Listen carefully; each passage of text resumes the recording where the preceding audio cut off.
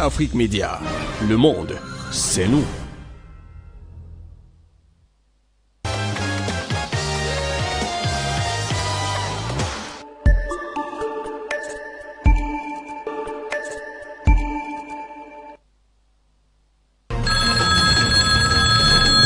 Allô? Bonsoir Afrique Média, vous êtes les meilleurs. Oui, bonsoir monsieur, je suis le secrétaire. Bonsoir monsieur, Afrique Média. Je vous remercie pour tout ce que vous faites pour l'avenir de l'Afrique. Vous êtes la seule chaîne qui est libre dans le monde. Luc Michel, docteur Dalvaris Ngoudou l'a dit, la République centrafricaine est en guerre depuis des années. La France qui a récemment encore perdu toutes sortes de batailles en République centrafricaine, qu'on parle que ce soit des batailles médiatiques ou les batailles militaires. La France, complètement en déroute, se tourne donc vers son allié américain qui a très souvent l'habitude d'utiliser des stratagèmes douteux. On en parlait encore avec le docteur Dalvaris Ngoudou. Il a pris l'exemple de l'Irak, de ces accusations mensongères qui avaient conduit à une intervention militaire du côté de l'Irak, accusations défendues devant le monde entier par Condoleezza Rice et Colin Powell. Est-ce que le scénario qui s'est passé du côté de l'Irak a des chances de se reproduire en République centrafricaine avec une intervention militaire, soit des Nations Unies ou de l'OTAN, pour déloger le président Faustin Archange-Touadéra? Pour le fond de l'affaire, je vais vous parler de ces accusations. Avec le respect que je vous dois, vous présentez cette affaire de façon totalement inexacte. Moi, j'explique depuis presque un an les dessous de cette affaire. J'ai enquêté dessus avec notamment l'aide de la Centrafrique. Qu'est-ce qui se passe? C'est pas du tout la France qui est en train d'appeler au secours aujourd'hui les États-Unis. La déstabilisation de la Centrafrique, c'est une opération conjointe, une révolution de couleur des Américains et des Français depuis l'été 2020. À l'été 2020, Tibor Nagui, vice-ministre des Affaires étrangères américain et dirigeant de l'Atlantic Council, vient à Bangui. Il est suivi par Le Drian. Il vient de protester contre les accords militaires et économiques faits avec la Russie. À partir de ce moment-là, pas aujourd'hui ou hier sur CNN, mais depuis presque un an, une campagne est lancée à partir des États-Unis qui n'est pas reprise en France avant, il y a quelques semaines, RFI et TF1. Qui est à la manœuvre? Les Français sont chargés de déstabiliser les élections et les Américains sont chargés de déstabiliser politiquement et médiatiquement le pays. Les réseaux de George Soros sont ceux que l'Atlantic Council charge de cette manière. On retrouve Soros dans les révolutions de couleur depuis 20 ans sur les 4 continents, la Russie, la Chine à Hong Kong, le Venezuela, le monde arabe, l'Afrique, etc. Il y a tout d'abord une ONG de George Soros, elle s'appelle The Free Russia Foundation, elle sort un livre. Il s'appelle The Company Yuki. Il est sous-titré Eugénie Prigozhin et l'emprise russe en Afrique. Qui est Eugénie Prigozhin? C'est un ami de Poutine. Il est présenté dans ce livre comme le patron d'un soi-disant groupe Wagner. Je vais m'en expliquer, mais le groupe Wagner, c'est une construction médiatique occidentale. Et il est accusé aussi d'une série d'opérations de désinformation. Je connais bien ce livre parce que un chapitre entier m'y est consacré. Je suis présenté comme le principal lobbyiste de Prigozhin en Afrique. Et ne riez pas, mais comme un méchant tout droit sorti des films de James Bond. La campagne continue dans les médias américains, mais elle ne prend pas tout de suite en France. On attend de voir l'échec de ce qu'il pensait être la présidentielle aux élections donc de décembre 2021. Bozizé tente son coup d'État et en arrière-plan, depuis plusieurs mois, il y a une seconde ONG de George Soros qui s'appelle The Sentry, qui est à la manœuvre. Elle est chargée de déstabiliser, principalement économiquement, la Centrafrique. Qu'est-ce que c'est The Sentry? C'est une ONG qui est financée par le milliardaire américain, l'acteur d'Hollywood, George Clooney. George Clooney, c'est le bras droit de Soros à Hollywood. Elle est dirigée par la femme de George Clooney. C'est une avocate internationale spécialisée dans les droits de l'homme libanaise. Elle s'appelle Amal Amalouleddin. Pour la petite histoire, c'est la nièce de Ziad Taqeddin, le principal personnage de la France-Afrique, sous Chirac et Sarkozy, le Taqeddin du Tripoli Gate et du financement libyen de Sarkozy. Mais ce n'est pas tout. Elle a infiltré la CPI. Elle a réussi à se faire désigner en 2016 comme l'avocate commise d'office de Saïf al-Islam. Saïf al-Islam, probablement, il faut dire, il a disparu depuis 2017. Personne ne l'a vu vivant. Personne ne l'a entendu au téléphone. Il y a toute une série d'escrocs internationaux qui collectent des fonds en se servant de son nom. Bien entendu, Amal Amalouleddin n'a pas servi la cause des Kadhafi à la CPI. Que fait de cette tri? Il publie une série de rapports économiques. Il commence à expliquer, c'est le début des accusations actuelles de CNN, que Touadéra, avec les Russes, il dirige une économie de pillage mafieux de la Centrafrique. Ce que de cette tri n'explique pas, c'est qu'en fait, ce sont les groupes rebelles avec les Français et les Américains qui pillent le pays. De cette tri, c'est une ONG spécialisée, créée pour déstabiliser la région du Soudan et de la Centrafrique. En 2017-2018, elle est uniquement active contre Kabila en RDC. En 2018 à 2020, elle est uniquement active au Soudan contre Omar el-Béchir. Elle appuie une révolution de couleur qui est menée par un autre dirigeant de l'Atlantic Council, l'ambassadeur américain Donald Woods auprès des deux Soudans. Mais arrive évidemment l'échec du putsch de Bozizé, arrive la panique des Français lorsqu'ils voient que les FACA sont appuyés sur le terrain par les firmes de sécurité russes. C'est ce que nous montre le film dont nous avons parlé, Touriste. Les groupes rebelles sont écrasés. Le territoire de la Centrafrique, il est reconquis. Il y a quelques jours, Valéry Sakharov, le conseiller de Touadéra à la sécurité nationale, il a expliqué que toutes les préfectures de Centrafrique étaient désormais libérées.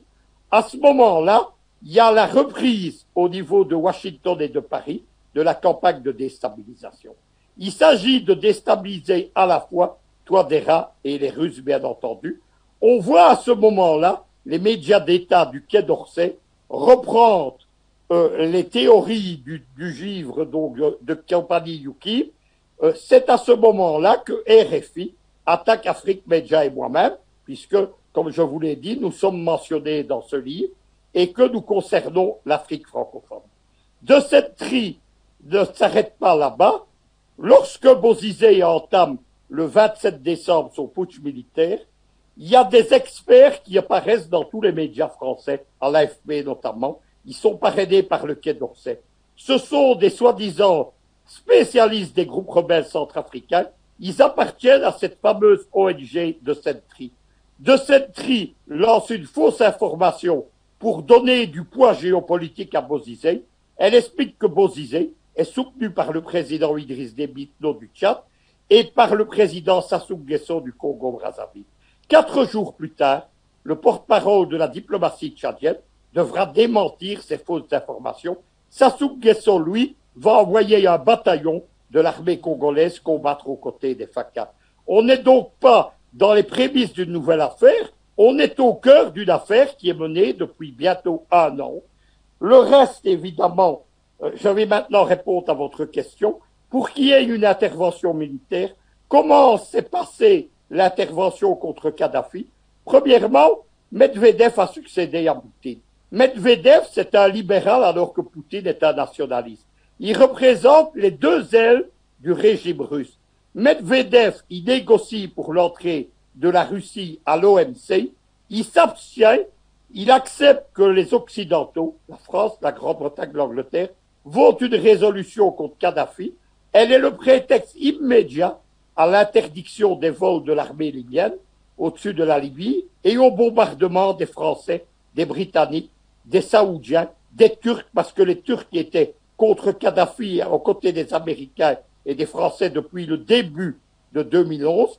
Et bien entendu, Poutine va s'élever en Russie, mais il n'est que Premier ministre. Il va dénoncer cette opération. Il va même avoir une crise politique. Il faut savoir que la coexistence entre Medvedev et Poutine ne sait pas très bien penser et que quand Poutine a tenté de revenir au pouvoir avec réussite, Medvedev au début voulait se représenter à la présidentielle. Aujourd'hui, ça ne se passe plus comme ça. Depuis 2015, la Russie a neutralisé le Conseil de sécurité avec l'aide des Chinois, avec l'aide de pays membres non provisoires, la Guinée équatoriale par exemple, en 2018-2019. La Russie empêche toute résolution agressant un État africain. Ils ont empêché l'agression contre le Burundi. Ils ont empêché l'agression. Ce qui se passe maintenant et qu'il faut comprendre, donc, est-ce que vous m'entendez toujours? Est-ce que vous m'entendez toujours? Vous êtes en direct. Ah bon, écoutez, parce que j'ai eu une rupture de son. Donc, ce qu'il faut savoir, c'est que depuis 2015,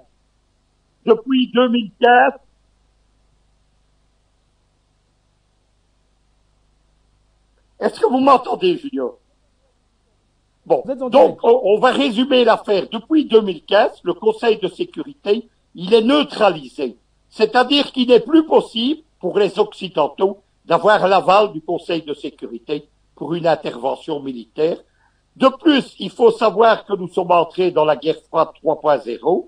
Elle est constituée, comme l'ancienne guerre froide d'avant 1991, par deux blocs géopolitiques et militaires qui s'opposent, le bloc américano-occidental et le bloc de l'Est. Ce sont deux blocs qui sont des puissances nucléaires mondiales et qui pratiquent ce qu'on appelle l'équilibre de la terreur. Donc, il n'est pas question pour les Américains ou les Français d'intervenir directement contre les Russes en Centrafrique. On y mène la guerre médiatique, la guerre de l'ombre, la guerre économique, notamment via les sanctions, et surtout la guerre par procuration. Qu'est-ce que c'est la guerre par procuration? Ce sont les firmes de sécurité russes avec les FACA qui se battent pour la Russie contre les mercenaires et les groupes rebelles de Bozizé qui se battent pour la France et les États-Unis. Bozizé, d'ailleurs, n'a pas ce rôle qu'en Centrafrique, puisqu'il est en train d'organiser des groupes similaires contre le Tchad et également dans la perspective de 2023 dont je vous parlais au début de cette émission contre la Guinée équatoriale.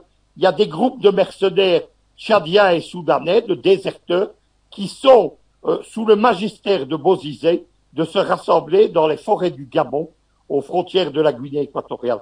Voilà donc quelle est l'affaire. Il n'y a pas de risque de guerre, ni en Centrafrique, ni dans le reste de l'Afrique, ni en Ukraine, ni en mer de Chine, etc.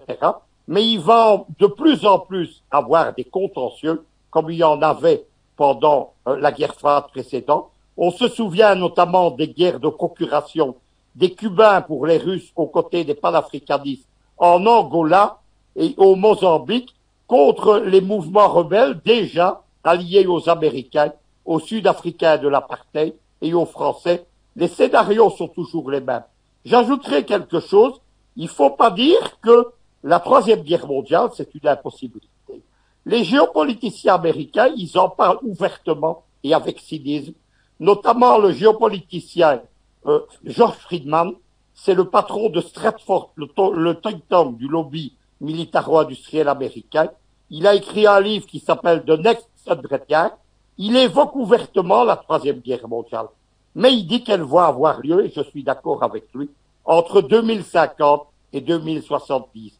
D'ici là, les deux blocs vont se structurer. L'OTAN est déjà en train de se restructurer au niveau international. Notamment, elle a étendu sa zone qui s'arrêtait à l'Afrique du Nord. Elle va maintenant de l'océan Arctique, en passant par le Maroc jusqu'au Mozambique et à la mer Rouge.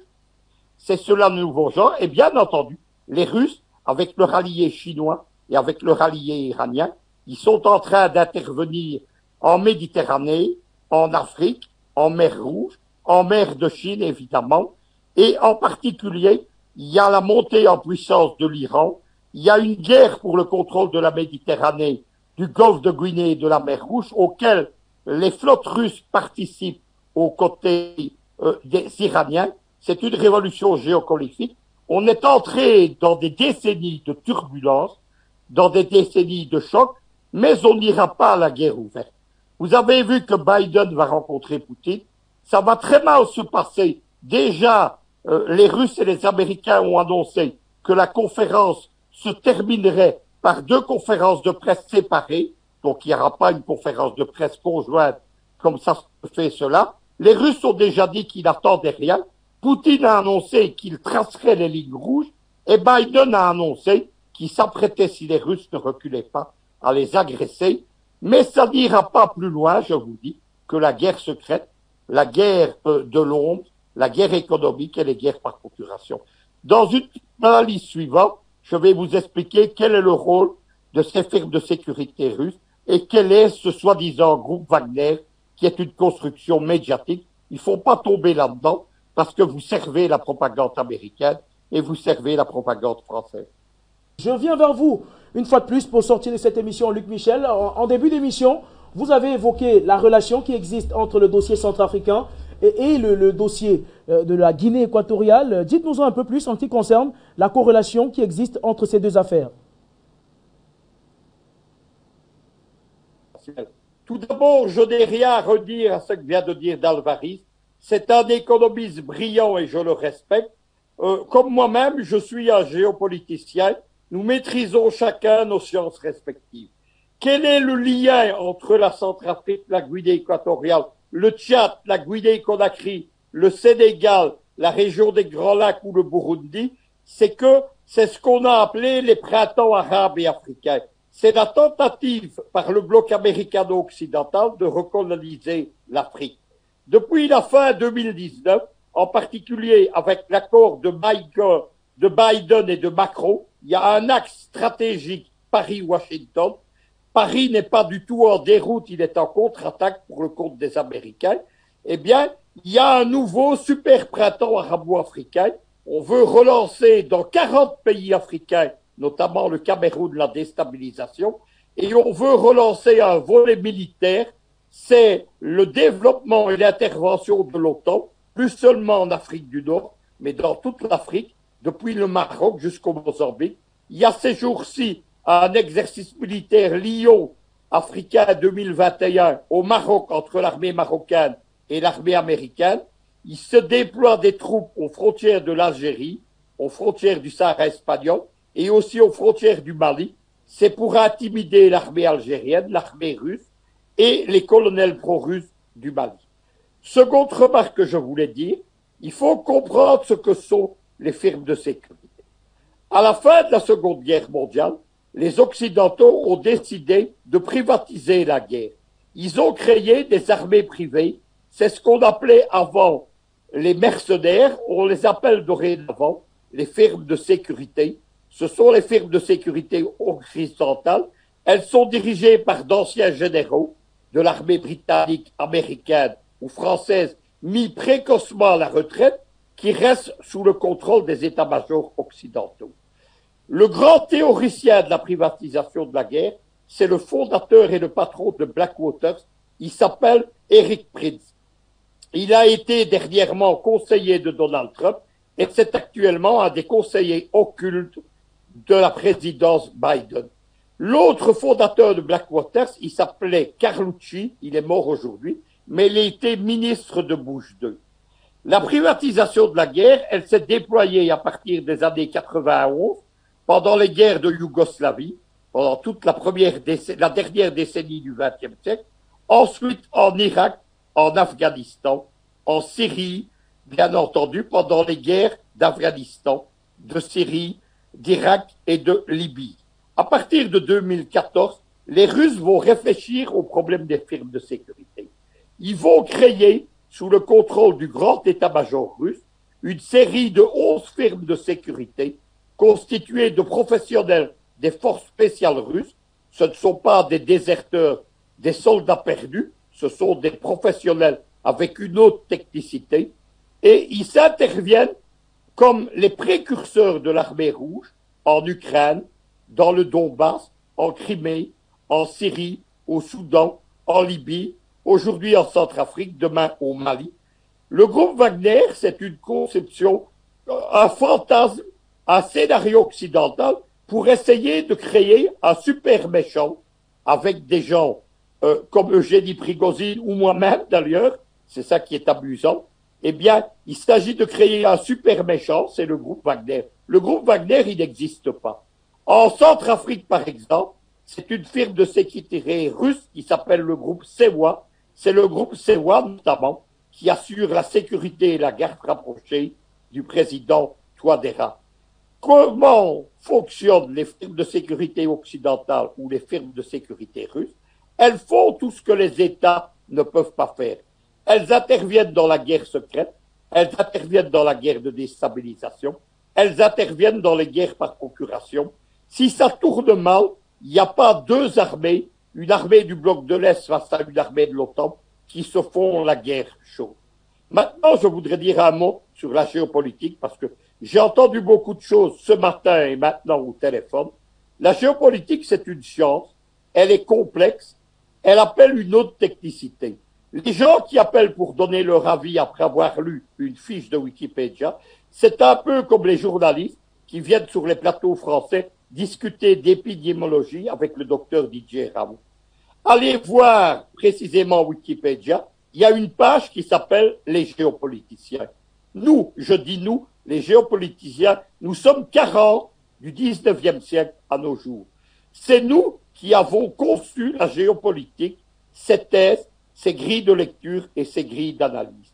Moi, par exemple, je suis le géopoliticien de l'axe Eurasie-Afrique. C'est pour ça que je suis au cœur de la russosphère en Eurasie et en Afrique, que je suis la cible des réseaux de Georges Soros et des réseaux de l'OTAN.